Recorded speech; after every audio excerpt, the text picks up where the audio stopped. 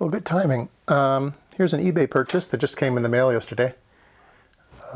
It's very similar to the circuit that I have in my board, which is this one here. I have high, mid, and low, and this one has high, mid, and low. Also has a volume knob.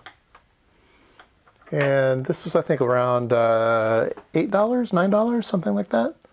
It's stereo, though, so left and right in, left and right out, and runs off of a single supply.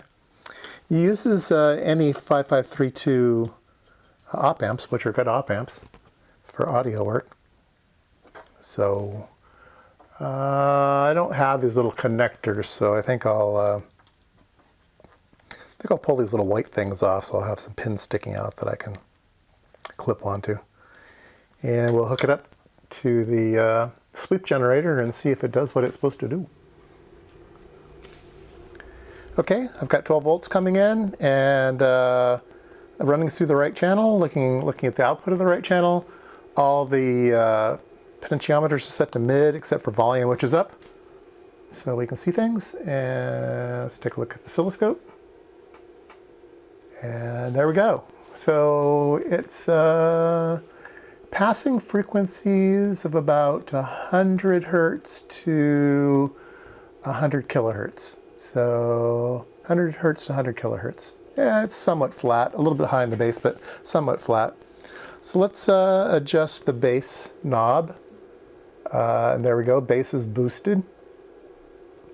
And I turn it all the way to the other side, and bass is reduced. So the bass knob does what it's supposed to do.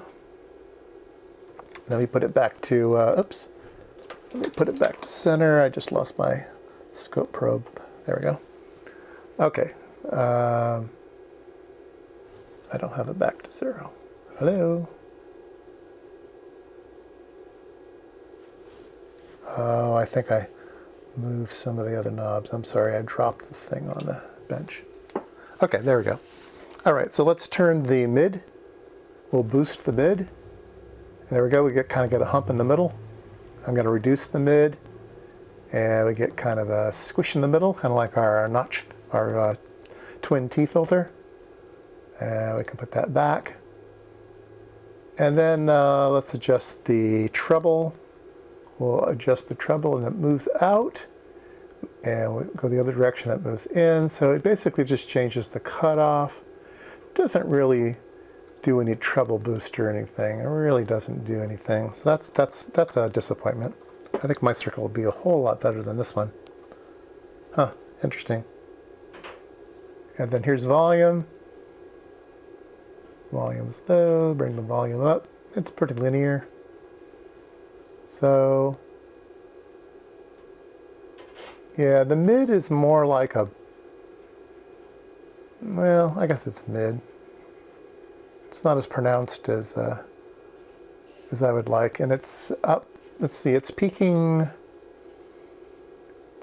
at about kilohertz, I guess, maybe a little lower than a kilohertz.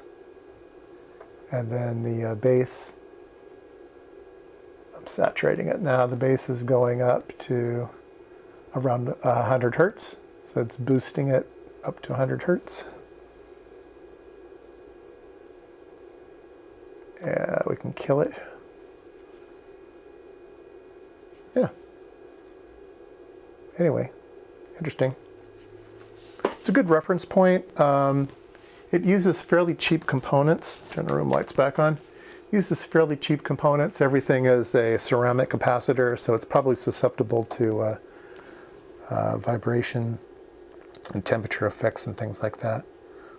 But it is what it is, and it's pretty cheap.